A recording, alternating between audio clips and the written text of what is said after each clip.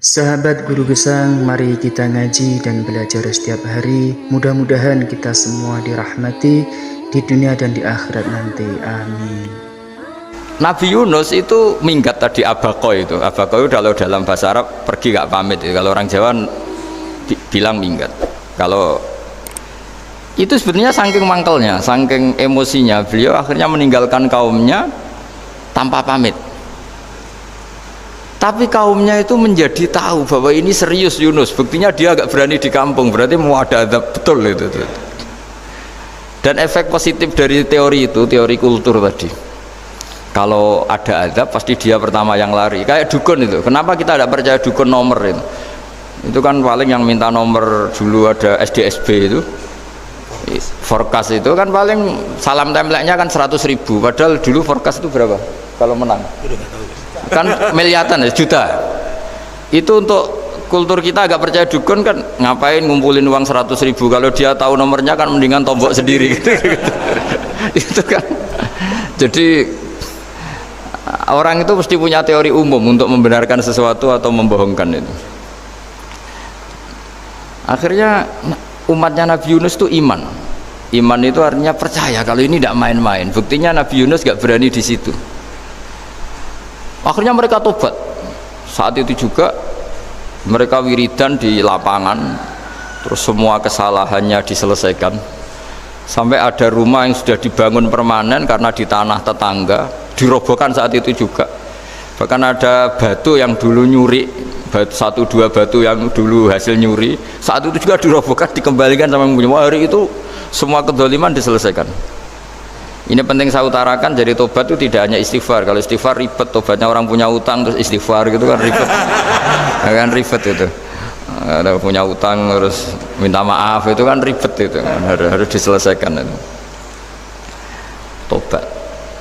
Tobat diterima sama Allah. Batas akhir finish dari harusnya ada adab, misalnya Senin, Selasa, Rebu, harusnya Rebu itu sudah kena adab, ternyata Rebu itu tidak kena adab. Nabi Yunus sebetulnya juga penasaran kampungnya itu kena adab tidak, dilihat dari jauh ternyata tidak, tambah kecewa dia. Jadi, wah ini saya kalau pulang pasti dibunuh karena saya dianggap pembohong. Di masyarakat situ ada aturan siapa yang bohong dibunuh, padahal Nabi Yunus mengumumkan nanti Rebu ada azab, kira-kira gitu lah. Ternyata Rebu itu tidak ada azab, makanya dia sudah di batas kampung kembali minggat lagi karena nanti pulang pasti dibunuh karena dia dianggap bohong. Ya akhirnya masyhur itu, terus dia ikut nelayan sekenanya, yang penting lari dari kampung, ikut nelayan sekenanya. Zaman itu, ini saya ulang lagi, zaman itu nanti ini efeknya nanti ke tauhid. Zaman itu para nelayan tuh kayak sepakat kalau ada kapal atau perahu kok mau tenggelam itu pasti ada yang minggat. Artinya minggat itu pergi tidak terhormat itu. Terus fasahama fakana minal mudkhadin. Nah dulu itu orang sudah punya peradaban, ini cerita kultur, sudah punya peradaban. Ya sekarang gini, kalau nyemplungkan salah satu kan tidak adil diundi. Ternyata yang keluar dia Nabi Yunus. Terus mereka tahu ini orang nggak pantas dikorbankan. Karena Nabi di mana-mana itu ganteng. Memang Allah itu punya sunat unik. Nabi itu harus paling ganteng di kampungnya. Nasabnya juga harus paling baik. Kabar-kabarnya juga istrinya harus paling cantik. Itu memang aturannya gitu. Nggak tahu saya. Dulu saya juga janggal, kenapa Nabi aturannya harus gitu. Tak angen-angen di pemimpin elek izin itu, maksudnya misalnya mau pemimpin dia pasak keriting itu kan piye gitu rasanya itu. Jadi Nabi itu pasti itu paling ganteng di kampungnya, terus dari nasab ya terbaik, terus rata-rata istrinya itu ya selain solihah itu ya paling cantik.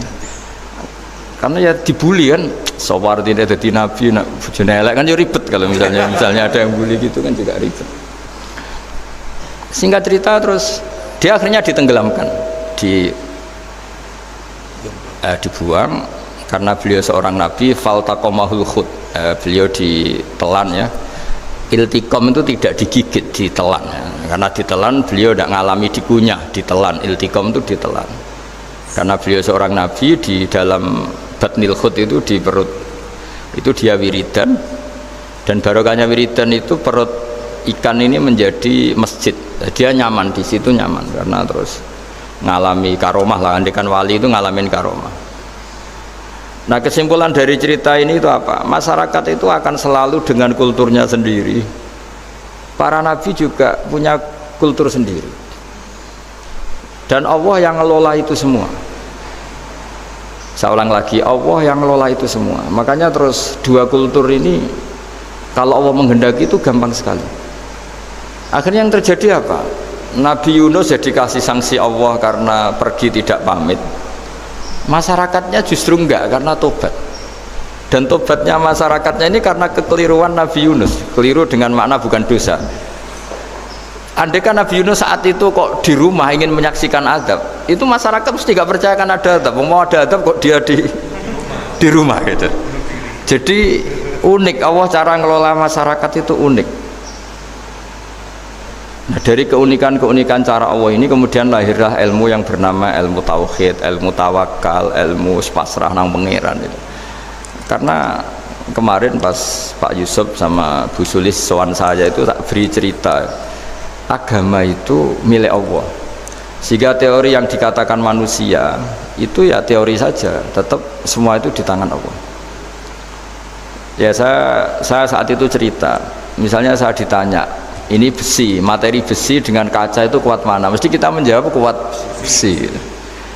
Tapi saya yang mengendalikan besi dan kaca.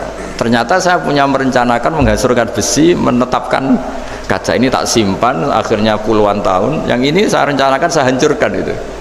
Andai kan si yang menjawab tadi tahu rencana saya, mesti kuat bilang kuat kaca. Gitu. Kalau tahu. Makanya contoh paling gampang tadi. Dinosaurus itu hewan paling kuat, malah musnah itu. Pitik yang nggak kuat sampai sekarang itu. Karena Allah bikin dinosaurus itu punya rencana dihancurkan itu. Sementara ayam enggak lah, gue rame-rame dunia gitu. Sehingga ya sudah. Nah, agama itu seperti itu. Agama itu sesuai rencana Tuhan. Sehingga ini cerita Nabi. Sehingga Nabi itu kadang nggak tahu bedanya antara sesuatu yang punya data, punya perangkat-perangkat untuk menuju A misalnya, itu nggak tahu bedanya. Jadi kalau Nabi ditanya misalnya gini, onta itu lahir dari betinanya, dari indukannya bisa? Ya bisa. Lahir dari batu, jawabnya ya bisa. Kalau dia seorang Nabi pasti jawab bisa. Kalau Nabi loh ya, bukan direktur mandiri, Nabi itu mesti jawabnya bisa. Jadi kalau Nabi ditanya, mata air itu keluar dari bumi kedalaman 7 meter, bisa. Keluar dari sini, dari meja, jawabannya ya bisa. Karena Nabi itu saking dekatnya Allah, tahu betul bahwa perangkat di dunia ini tidak bisa mendikte Allah. Semua itu kehendak Allah. Logika yang terbangun Nabi itu sebenarnya gampang ya. Kalau kita teliti itu, makanya gampang itu sesuatu yang benar itu pasti bisa dijelaskan secara gampang. Nah ini ngaji tauhid biar tidak terlalu berteori terus. Karena kalau saya cerita uang pinter jenengan. Dan saya tidak ingin pinter tentang uang. Tak beri contoh. Nah ini supaya nanti kalau sampean suatu saat meninggal ketemu mungkar nakir itu tahu cara menghadapi. Nanti tak warai tekniknya. Tak warai tekniknya. Bocorannya. Bocorannya tadi. Makanya ada cerita agama ini baik sekali. Orang bocorkan ujian nasional itu kriminal, bisa ditangkap Pak Rosidi. Tapi agama ini pertanyaan mungkar nakir dibocorkan semua kiai, itu nggak ditangkap sama mungkar nakir. Harusnya kan rugi karena ini pertanyaan, tapi semua kiai kan sudah membocorkan. Nanti pertanyaannya di kuburan itu man rabbuka, Tuhanmu siapa, agamamu apa, itu kan sudah dibocorkan. Tapi itu nggak dianggap kriminal. Sementara kita sekolah SD, sekolah SMP bocorkan soal itu dianggap kriminal. Padahal kalau harusnya boleh. Maksudnya kalau menuruti teori itu harusnya boleh kan. Mau pertanyaan mungkar nakir saja dibocorkan kan. Ada dasarnya kan? Ya tapi kan tidak ada itu. Harusnya boleh. Tapi kan terus jadi nggak ujian kalau dibocorkan itu. Aneh agama ini begitu baik. Pertanyaan yang taruhannya surga neraka saja dibocorkan. Kurang apanya baiknya agama ini? Pertanyaan sepenting itu dibocorkan dan kiai-kiai nggak ditangkap sama mungkar nakir, ya ada itu aja. Saya ulang lagi ya supaya kita ingat fitrah salimah. Soal Anda modern monggo lah, tapi saya sebagai kiai akan ngajari kalian tentang fitrah salimah. Jadi kalau kamu itu benar-benar beragama, ini misalnya kertas, ini lempengan baja. Kalau kamu beragama, kalau ditanya kuat mana, ya terserah jenengan. Karena bisa saja kertas ini aku punya niat tak simpan di arsip nasional. Baja ini tak niatkan, tak luluhkan, tak hancurkan. Sehingga kalau kita ngomong ya secara materi harus ditambah ya, secara materi kuat baja ya Allah. Tapi secara substansi jenengan ya terserah jenengan, monggo. Nah, di sini yang mulai orang lupa itu karena selalu menjawab pasti kuat baja. Kata pasti ini yang akhirnya orang menghilangkan teori beragama. Berdasar logika aja. Nah, berdasar logika. Nah, akhirnya para nabi, para wali itu ditanya. Saya punya kitab karangannya Abdul Hamid, orang alim. Kitab itu dulu saya ngaji lama sekali, sampai sekarang saya pelajarin. Manusia itu dijebak hukum adat, padahal adat itu ya tidak terlibat. Misalnya kalau ada telur jadi ayam normal gitu. Ya tadi indukan unta melahirkan unta normal itu, indukan sapi melahirkan sapi normal. Tapi kalau para nabi itu bilang ya nggak normal. Nggak normal artinya tetap ada kekuatan Tuhan. Indukan unta tahu apa tentang unta? Dia punya kekuatan apa? Bisa melahirkan unta, bisa menciptakan unta di perutnya, bisa ada jantungnya, ada paru-parunya, ada ususnya. Dia bisa apa? Di situ ada tangan Tuhan itu. Karena para nabi cara berpikir gitu, melihat tembok ya sama.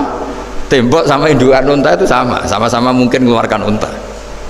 Sehingga ketika Nabi Soleh ditanya, bukti apa kekuasaan Tuhanmu? Apa bisa mengeluarkan unta dari batu besar ini? Jawabannya Nabi Soleh ya bisa, ya bisa. Dan mukjizatnya Nabi Soleh masyhur itu, keluarlah unta dari batu. Karena secara teori ya tadi, coba unta indukan itu apa seorang profesor, apa seorang ilmuwan sehingga bisa menciptakan anaknya itu. Apa dia terlibat dalam menciptakan jantungnya, paru-parunya, ususnya? Kan enggak juga. Telur bisa apa coba? Gobloknya bukan main telur itu kan. Tapi bisa mengeluarkan ayam, dia bisa apa? Nah, para nabi, para wali itu tahu semuanya itu kekuasaannya Allah. Nah, kalau karena kekuasaan Allah, bedanya apa dengan tembok? Makanya Nabi Muhammad ketika di padang pasir semua sahabat bingung, nggak ada air, ya Nabi santai aja. Ini gimana Nabi gak ada air, nanti orang mati kehausan. Nabi ya santai aja. Kamu ingin air katanya. Iya. Nabi nunjuk apa itu ya sudah, terus ada air. Ada yang keluar dari jemarinya, ada. Karena Nabi itu gak tahu bedanya antara ini mungkin dan tidak mungkin, tuh gak tahunya itu ya semuanya itu Allah. Kalau kamu kan enggak, wah daerah gini gak mungkin ada air. Ini kan padang pasir. Air itu biasanya di daerah hutan gini malah berteori macam-macam. Seakan-akan tidak ada Tuhan. Jadi kalau orang nggak bakat wali pasti berpikirnya gitu. Makanya nggak wali-wali itu memang nggak bakat, karena itu kan artinya menafikan kekuasaannya Allah kan. Seakan-akan Allah tidak mampu bikin air di situ. Tapi kalau Nabi santai aja. Makanya Nabi Ibrahim ketika mau dibakar yang santai aja. Menurut beliau api bisa apa?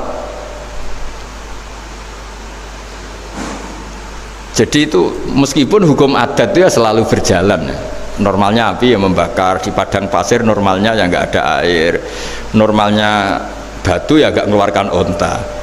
Tapi kamu jangan terjebak oleh keseharian yang Anda lihat. Tetap di balik itu ada kekuasaannya Allah Subhanahu wa Ta'ala. Nah, ini yang namanya iman. Dengan iman seperti itu nanti ketika kita mati itu ya santai saja. Ketika kita hidup ya tidak tahu oksigen itu apa masuk ke tubuh kita sistemnya kayak apa, jantung kita ada ikut bikin, paru-paru kita. Artinya zaman kita hidup pun sebenarnya kita tidak bisa ngelola kehidupan, itu tidak bisa. Nah kalau sama nggak bisa, nanti setelah mati juga tidak bisa. Ya sudah, ketika kita hidup yang ngelola juga Allah, ketika mati juga yang ngelola. Bedanya apa? Nah, ini di sini terus kita dilatih, inna sholati wa nusuki wa mahyaya wa mamati lillahi rabbil alamin. Tapi kenapa kita ragu terhadap kehidupan setelah kematian? Karena ketika kita hidup seakan-akan kita tahu cara hidup. Makanya Allah itu tersinggung betul ketika ada orang merasa bisa ngelola cara hidupnya. Makanya kata Allah, kalau gojlok orang-orang yang kepedean itu, kalau kamu top, mbok jangan mati. Itu falaula in kuntum ghaira madinin tarji'unaha in kuntum shadiqin. Kalau kamu merasa top itu jangan mati. Di mana-mana mati itu tidak top. Falaula idza balaghatil hulqum wa antum khina idzin tanzurun. Mbok ketika nyawa kamu sudah sampai kerongkongan, kamu tarik lagi supaya kamu tidak mati. Mati itu tidak top loh. Katanya kamu top kok mati. Jangan mati. Kalau top itu jangan mati, jangan miskin, jangan tua, jangan jadi jelek. Pokoknya top terus gitu. Itu digosok sama Allah. Tapi orang itu lupa bahwa ketika sehat begini kita seakan-akan ngelola kehidupan. Nah gara-gara merasa ngelola seakan-akan kalau mati lalu saya gimana ya kalau mati? Di kuburan ngapain? Terus ngantornya gimana? Kerjanya di mana? Ya tidak usah begitu. Nah ini di sini pentingnya tauhid. Orang dilatih berpikir al-khalqul awal. Afa'ayina bil khalqil awal. Kalau dalam bahasa Yasin disebut kul yuhyihal ladzi ansha'aha awwala marrah. Jadi agama itu orang dilatih membayangkan pertama hubungan kita dengan Allah. Misalnya manusia pertama itu siapa? Adam. Adam bisa berpikir, bisa berlogika, bisa jalan-jalan, bisa macam-macam. Tapi andaikan Anda jadi Nabi Adam, mesti melihat kekuasaannya Allah itu begitu nyata. Karena saya materinya dari tanah, ternyata saya bisa berpikir. Betapa kudrohnya Allah, kekuasaan Allah, tanah yang benda mati bisa berpikir. Sekarang jadi saya. Sehingga kira-kira Nabi Adam kalau ketemu tanah itu ya, kalau mau maksiat, wah ini tanah ini pasti komplain. Nah di sini pentingnya beragama. Sehingga ketika Rasulullah ngendikan, jika kamu memperbanyak sholat, maka tanah-tanah ini bersaksi terhadap sholat kamu. Jika kamu maksiat, juga tanah-tanah ini menjadi saksi pemberat. Itu kamu tidak jagal sama sekali, karena manusia pertama yang bernama Adam yang bisa berpikir itu materinya dari tanah. Jika kita tidak janggal ketika tanah disetatuskan bisa bersaksi. Tapi setelah kamu berpikir tanah itu bisa dicangkul, bisa dijadikan berhala, dijadikan kendi, dijadikan macam, seakan-akan tanah itu ya benda yang tidak penting. Tapi Nabi itu beda dengan kalian. Nabi tahu betul tanah ini makhluk Allah yang bisa berpikir. Sehingga Nabi yang ngendikan kalau kamu sholat sunat atau beribadah sebaiknya jangan di tempat yang sama, biar yang menyaksikan kamu sholat itu banyak. Kita mungkin kan masa bumi bisa bersaksi, tapi andaikan Anda Nabi Adam itu tidak akan janggal seperti itu, karena dia tahu materinya dari tanah dan ternyata jadi mata yang bisa melihat, jadi telinga yang bisa mendengar. Makanya Allah selalu mengingatkan, ingatlah al-khalqil awal, afayina bil khalqil awal. Karena khalqil awal ini yang menjadikan fitrah beragama yang baik. Sehingga ketika orang Yahudi bilang nggak mungkin Nabi Isa itu nggak anak zina, wong ibu kok tanpa bapak, anak kok hanya ada ibu tanpa bapak. Allah cara menjawab, inna masalah Isa indallahi kamatsali Adam. Jika kamu protes ada Isa karena tanpa bapak, ya protes dengan Nabi Adam tanpa ibu tanpa bapak. Nah ini diingatkan al-khalqil awal. Makanya Yasin bilang kul yuhyihal ladzi ansha'aha awwala marrah. Awwala marrah itu kamu harus berpikir ketika hubungan kamu sendiri dengan Allah zaman sebelum ada semua. Jadi misalnya alam raya ini, bumi sebesar ini, masa suatu saat terus hilang, hancur, nggak berbekas. Ingat saja bumi ini mulai dulu ya nggak ada, diadakan oleh kekuatan besar yang super ada, yaitu Allah Subhanahu wa Ta'ala. Nah di sini kenapa faham-faham ateis itu hilang di dunia, meskipun ada itu karena saking mungkin kurang peradaban. Makanya guru-guru kita mulai zaman Nabi Adam sampai sekarang itu cara berpikir sederhana.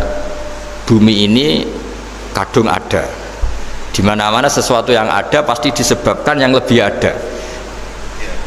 Kan nggak mungkin bumi yang ada kemudian penciptanya itu udah ada. Itu kan ngajak goblok bareng gitu kira-kira gitu. Sesuatu yang ada disebabkan oleh sesuatu yang tiada. Maka guru-guru kita ngajari pertama sifat Allah itu wujud, karena ini wujud super atau kausa prima, terus kiai bilang wajibil wujud. Wajibil wujud terjemahan bebasnya ya wujud super ada. Karena wujudnya Allah itu yang mempengaruhi ya semua alam raya ini, dia harus di depan, masa yang menciptakan di belakang. Makanya terus disifati qadim. Qadim itu harus lebih dulu atau awal. Makanya ketika Fir'aun ngaku Tuhan itu cara membatalkan Nabi Musa itu sederhana. kalau kamu Tuhan berarti bapak kamu nggak ada Tuhan karena Tuhannya terlambat datang. Nah, itu langsung oh iya ya, kalau ya kan berarti babanya dia tanpa Tuhan, kan Tuhannya baru kemarin, aktenya baru diurus. Itu aktenya baru diurus itu Tuhannya itu. Makanya Fir'aun itu akhirnya Nabi Musa punya pengaruh besar di kalangan punggawa Fir'aun, karena ketika debat terbuka itu punggawanya dengar, akhirnya mereka iman sama Nabi Musa. Ini disebut wa qala rajulun mu'minun min ali fir'auna yaktumu imana. Banyak yang diam-diam ini iman karena logika Fir'aun jadi Tuhan itu nggak masuk akal. Yang benar adalah Tuhannya Nabi Musa. Nah orang-orang ini itu ya dibilang nggak loyal, ya pokoknya dia iman. Dan dia juga yang ikut rapat, besok Musa tangkap. Karena mereka sudah iman sama Musa, terus sebelum eksekusi itu datang, ini datang ke Musa. Tadi malam saya ikut rapat, keputusannya Anda ditangkap mau dibunuh, jangan lari saja dulu kan. Jadi kan nggak bisa disebut pengkhianatan, kan ini orang baik. Jadi malamnya ikut rapat, besok Musa tangkap bunuh. Iya, Nabi Musa paginya sebelum di itu Musa, saya nanti malam ikut rapat dan keputusannya Anda ditangkap dibunuh, kamu lari saja sekarang. Nah kenapa iman? Karena logika yang dibangun Nabi Musa. Makanya ciri utama kebenaran itu bal naqdhifu bil haqqi 'alal batil fayadmaghuhu fa idza huwa zahid. Kebenaran sejati itu boleh diuji di mana saja, dan Anda tidak usah khawatir kebenaran sejati itu kalah, pasti menang. Kalau kebenaran itu kebenaran sejati pasti menangnya. Di sini terus ada ulama-ulama kayak banyak lah, termasuk di Indonesia kayak Pak Quraisy Shihab, kayak yang nyaman saja anak-anaknya di luar negeri karena merasa kebenaran sejati itu tidak akan kalah. Sehingga ketika ada negara yang begitu maju, saya pernah ditanya sama orang yang kuliah di Inggris, di Swiss, Gus, saya ini kan orang Indonesia tapi pengagum negara Swiss, Swedia, negara di sana itu makmur, terus tertib, bagaimana saya tetap mencintai Islam yang secara lahir itu kadang-kadang beberapa negara Islam itu kacau. Ada seorang mahasiswa tanya gitu, dia tanya cara ingat Allah, ya membela Islam kira-kira gitu. Terus saya tak kasih tahu dia, ketika Anda muji negara-negara itu makmur, sejahtera, itu sebetulnya tetap utang jasa terbesar itu sama Tuhan. Pejabat bisa apa ketika Allah misalnya nggak bikin air? Negara bisa apa misalnya ketika Allah itu nggak bikin oksigen? Tetap semua ketertiban itu karena kehendak Allah. Berarti utang jasa kamu di negara manapun tetap sama Allah, bukan pada yang lain. Bahwa ada hukum sosial manusia, oke lah, kedua ketiga dia harus terima. Hanya dia sadar. Nah masalahnya kita ketika di negara yang makmur gitu, pikiran kita presidennya hebat, menterinya hebat, tata sosialnya hebat. Oke, nggak apa-apa, muji manusia itu nggak apa-apa. Tapi tetap itu semua di bawah muji Allah Subhanahu wa ta'ala. Ada air begini ciptaan Allah, ada oksigen sehat ciptaannya Allah. Sehingga muji pertama itu kepada apa artinya kehebatan manusia ketika ada gempa besar, ada likuifaksi, ada macam-macam. Nah maksud saya ngaji di sini, ingat Allah itu dengan cara seperti itu. Sehingga ketika kita hidup di negara manapun, ya utang jasa pertama pikiran kita sama Allah Subhanahu wa ta'ala. Tapi kalau enggak, kamu terjebak hukum adat tadi. Di mana-mana ayam itu yang mengeluarkan telur, telur mengeluarkan ayam, nggak bisa batu ini mengeluarkan ayam, keliru kamu. Ketika ayam mengeluarkan telur, memangnya ayam itu bisa? Apa dia berpikir sekolah dulu gimana ya cara punya telur? Kan tidak juga, tidak berkehendak juga. Apa ketika mata kamu bisa melihat terus kamu merencanakan gimana ya mata supaya bisa melihat? Ya tahu-tahu sudah melihat. Nah, di sini disebut afa'ayina bil khalqil awwal ansa'aha awwalan marrah wa huwa alladhi yabda'ul khalqa tsumma yu'iduhu wa huwa ahwanu alaih. Allah selalu mengingatkan. Nah iman yang baik itu iman yang seperti saya utarakan tadi. Kamu ingat kekuasaan Allah ketika belum ada apa-apa. Belum ada apa-apa ya Allah bikin manusia itu dari tanah, bikin ayam ya dari tanah, bikin sapi ya dari tanah, bahkan semuanya dari ketiadaan. Nah dengan iman seperti itu, nanti kalau kamu ngaji hadis, Nabi bisa mengeluarkan air dari apa? Dari jemarinya. Terus Nabi Ibrahim dibakar gak apa-apa, Nabi Soleh bisa mengeluarkan unta dari batu besar, Nabi Musa bisa menyibak laut hanya dengan tongkatnya. Itu semuanya kamu tidak jangka. Karena tadi ingat bahwa kekuasaan Allah itu tidak terbatas. Itu cara iman yang benar. Sehingga nanti ketika kita mati juga gitu.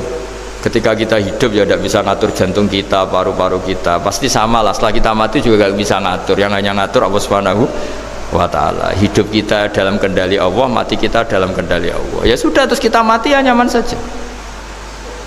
Saking nyamannya itu orang-orang soleh kalau mati itu jarang berdoa. Bukan karena apa-apa. Kalau berdoa itu resikonya kan gini, mustajab ndak ya, dikabulkan ndak gitu. Itu menjadikan setan punya peluang masuk, diganggu. Makanya ajarannya Nabi, mangkana akhiru kalamihi la ilaha illallah wa fi riwayatin Allah dakhalal jannah. Jadi kalau mau mati bersaksi saja, sudah ini enggak saatnya berdoa, saatnya bersaksi. Makanya hanya disuruh bilang Allah, Allah, Allah. Dan supaya ini menjadi akhir kalimat. Sehingga nanti keren lah. Ketika ketemu Allah, apa akhir kalimat kamu yang kamu lafadzkan Allah, Allah. Sehingga di kitab-kitab diterangkan ketika orang tua kamu mau mati sudah bilang Allah, jangan tanya catatan hutang di mana ya, tabungannya di mana ya, terakhir jawab mandiri terus mati lah. Gak boleh ditanya lagi. Sekali ditanya nanti akhir kalimatnya mandiri, nah, itu nggak boleh. Jadi sekali sudah bilang Allah jangan ditanya lagi, Pak tabungannya di bank mana, nggak boleh. Bahayanya sekali jawab mandiri terus mati berarti akhir kalimatnya itu ya mandiri. Makanya harus akhir. Jangan nanti statusnya itu mangkana akhiru kalami, memang akhir dari yang dikatakan itu kata Allah. Nah sebetulnya teks hadis itu la ilaha illallah ini pinternya Kiai Jawa. Lagi-lagi kembali ke kultur. Kiai Jawa itu kiai yang bisa modifikasi kultur. Sebetulnya kalimat hadis itu yang masyhur, itu yang populer itu la ilaha illallah. Tapi Kiai Jawa itu, dan itu ngikuti kitab-kitab Arab juga, kitab-kitab. La ilaha illallah itu resikonya tinggi karena di situ kan tiada Tuhan yang berhak disembah kecuali Allah. Ada kata la ilaha ini. Nah takutnya pas la ilaha sudah mati. Nah karena itu ada resiko la ilaha gak khatam, berarti tiada Tuhan. Nah, sehingga karena ini dianggap riskan, ya terus Kiai Jawa ngajari sudah lah, gak usah kepanjangan ya sudah Allah, Allah. Jadi itu sudah agak-agak rekayasa lah, agak-agak istihad gitu. Maksudnya itu sebenarnya teks panduannya itu la ilaha illallah. Teks panduannya. Tapi kiai-kiai itu tentu yang paling tahu tentang kehendak Nabi karena nekuni ilmu itu lama sekali. Kita ngikuti cara-cara yang ditentukan para kiai. Karena tadi la ilaha illallah itu kan ada kalimat yang tadi ya, tiada Tuhan kan. Nah kata tiada Tuhan ini yang dianggap riskan kalau nggak khatam. Daripada potensi itu terus kiai-kiai ya agak-agak improvisasi lah, itu memang ya sudahlah Allah, Allah, Allah. Nah supaya itu menjadi akhir kalimat, ya saya ulang lagi, menjadi apa? Akhir kalimat. Setelah itu kata kitab-kitab jangan tanya hal lain. Ya sekali ditanya nanti dia akan melafatkan hal lain itu. Ya tadi misalnya tabungannya di mana gitu kan. Bisa jawab sini. Nah, yang ribet kalau wong kuno itu neng laci, neng sorogan, berarti kalimat terakhirnya ya laci sorogan itu. Nah, sehingga terus itu pinternya guru-guru kita. Jadi saya ulang lagi ini yang terakhir saya pesen, latihlah iman seperti imannya para ulama, para aulia, syukur-syukur yang dekati imannya para nabi. Itu cara berpikir tuh al khalqul awal. Afa'ayina bil khalqil awal. Qul yuhyihal ladzi ansaha.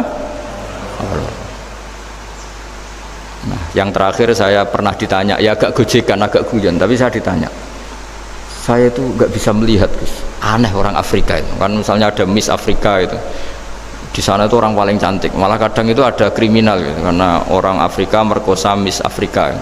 Itu kata orang Indonesia, Gus, dikekno aku ora doyan gitu. Itu kan, itu, lah ini kan secara syariat mungkin lelaki itu punya rasa dengan perempuan itu ya kalau berpakaian seronok atau gimana secara teori, tapi sebetulnya oke itu benar, tapi sebetulnya ada ansaha awala mar. Orang Indonesia itu didesain gak suka orang Afrika, orang Afrika ya didesain gak suka orang Indonesia, sehingga orang-orang Afrika kalau melihat orang Indonesia yang paling cantik mungkin ya iskal, wong cempeh kayak gamping gitu kok cantik. Mungkin perasaannya cowok-cowok Afrika ya gitu, itu cantiknya di mana? Orang Indonesia kebalik kan, kalau cowok-cowok Indonesia ngelihat Miss Afrika itu cantiknya itu namdi gitu. Kok sampai ada pemerkosaan tuh apa itu? Nah itu menunjukkan Allah yang maha kuasa. Allah itu mendesain gennya orang sana beda dengan kita. Ya itu bukti bahwa Allah itu nggak bisa, ya sudah semuanya itu Allah yang mendesain. Itu bukti bahwa manusia itu bisa apa di depan orang kayak Afrika kok disuruh bilang cantik, kita kan protes. Cantiknya di mana? Mungkin orang sana juga protes ke kita. Orang Jawa cempeh itu kok cantiknya dia. Itu orang-orang Indonesia kalau melihat bule cantik itu kan ketemu kan janggal. Orang-orang Jogja, bule wayune nang ndi gitu. Kulitnya gitu kan sama mereka juga bilang, kita mungkin seperti itu. Itu namanya didesain ansyaha awal apa? Marrah. Sudah memang desainnya seperti itu. Nah di sini supaya kita ingat. Nah, ingat bahwa hati juga gitu. Ketika kita cinta istri itu janggal betul kalau terjadi konflik. Tapi kalau sedang konflik itu janggal betul terjadi perdamaian. Nak lagi mau ngangkel itu ya problem betul. Nah ini di sini pentingnya iman. Orang terus disuruh berdoa ya muqallibal qulub tsabit qalbi ala dini, karena kita tidak tahu cara berpikir. Ada perempuan cantik sering merengut, pecintanya ya banyak, dianggap pemikir serius. Tapi kalau baru gedeng namanya ya merengut, bukan pemikir. Orang senyum itu kita seneng gitu, tapi kalau baru gak seneng murahan guya-guyu. Itu jadi manusia itu unik, hanya sama tapi cara nganalisis beda, tinggal sedang seneng apa enggak. Lucu kan, ada orang anteng di rumah itu kalau lagi seneng ya oh itu anteng gak banyak ngeluyur, tapi baru gak seneng seneng ngomong gue nganggur gitu. Nah, itu kita tidak pernah tahu, kita simpulkan apa itu tidak pernah tahu. Makanya wisata, pernah ada orang wisata datang ke sini tak nasihatin. Orang wisata itu kan seneng di kampung-kampung yang terbelakang gitu, melihat orang manusia pohon, melihat apa. Terus saya bilang, itu kan kasihan kan, masa manusia jadi objek. Bahkan bayangannya ya kalau mereka jadi modern jadi gak menarik kan. Padahal kita yang orang pendidikan kan inginnya mereka terentas lah dari kultur itu. Ya itu kan gak sambung kan. Yang satu bilang unik, masyarakatnya masih unik, masih naik-naik pohon. Tapi bagi orang pendidikan kan tersiksa kan, ini bangsa kita, warga kita kok masih seperti itu. Makanya orang wisata itu nasihati, kamu ke sana itu niat melihat apa niat mengentas? Kalau niat mengentas tak jamin ada pahala. Enggak Gus, mau niat mengentas katanya. Niatnya baru sekarang apa mulai dulu-dulu? Baru sekarang. Dan ini cerita dari manusia itu semudah itu, Pak. Nah, setelah kamu ngaji ini, kamu tidak akan janggal terhadap kenapa Nabi itu begitu santai. Ketika tadi makanan misalnya satu wadah itu cukup untuk orang 300. Sampai Jabir yang ngundang Nabi kan hanya kambing kecil, cukup orang 6. Ternyata Nabi ngajak orang 300 lebih. Tapi Nabi bilang ya sudah semuanya makan cukup. Kata-kata Nabi kan, zaman dulu belum ada beras, belum ada Allah itu bisa kok mengenyangkan malaikat tanpa makan gitu. Susahnya apa ngenyangkan manusianya dengan nasi sedikit itu ya Nabi ya santai aja, semuanya kenyang santai. Ya itu iman-iman yang sudah benar awal amarah, sudah Allah tidak harus terdikte oleh nasi. Kalau nasi sedikit harus cukup orang sedikit, kalau banyak harus orang banyak. Allah tidak perlu kena aturan itu semua, tidak perlu. Misalnya ini Tuhan kata kok kamu atur itu gimana, tidak bisa. Ya Pak, karena hanya ngaji ini insya Allah Anda setelah baca mukjizat keramat itu tidak istiqamah. Ya saya kira demikian. Assalamualaikum warahmatullahi wabarakatuh.